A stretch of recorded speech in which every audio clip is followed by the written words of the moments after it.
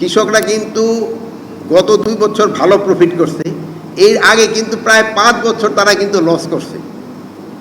যে সময় তারা লসে ছিল সেই সময় কিন্তু আলুর দামও খুব কম ছিল, সেই সময় আমরা কৃষকের পাশে দাঁড়াই নেই। আমরা সেই সময় বিভিন্ন পন্থা অবলম্বন করতে গেছি কীভাবে কৃষক কেন কিছুটা উপকৃত হয়।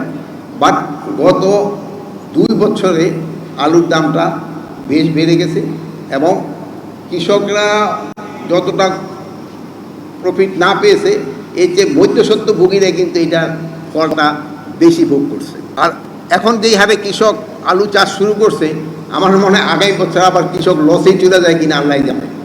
যেহেতু এবার অন্য ফসল বাদ দিয়ে কৃষক মানে আলু চাষের দিকে ধাবিত হচ্ছে, তারা ভুট্টা বা গম এই বা অন্য ফসলের দিকে না যেয়ে এদিকের দিকে যাচ্ছে। এটাও একটা মানে যেহেতু কৃষকের বলে লাভ নাই, কৃষক যাবে ওই জায়গায় যেখানে তার প্রফিট বেশি। যেহেতু এখন সে প্রফিট আলুতে পাচ্ছে এদিকে যাচ্ছে, যেহেতু আগামী বা যদি আলুতে আমরা লস খাই সেই সময় আবার তারা অন্য ফসলের দিকে যাবে।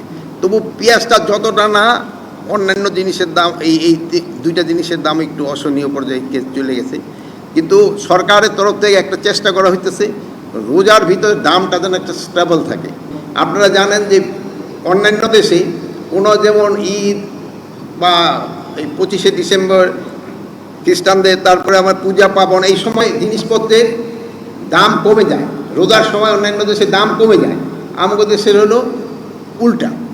আমাদের দেশের বিজনেসে দেখবেন ওই সময়গুলি দামটা বাড়ায় দেয়।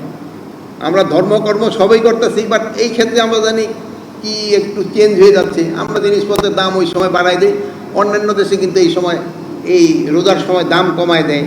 তারপরে এই 25শে ডিসেম্বর খ্রিস্টানদেরই উৎসব, এই সময় তারা দাম কমায় দেয়।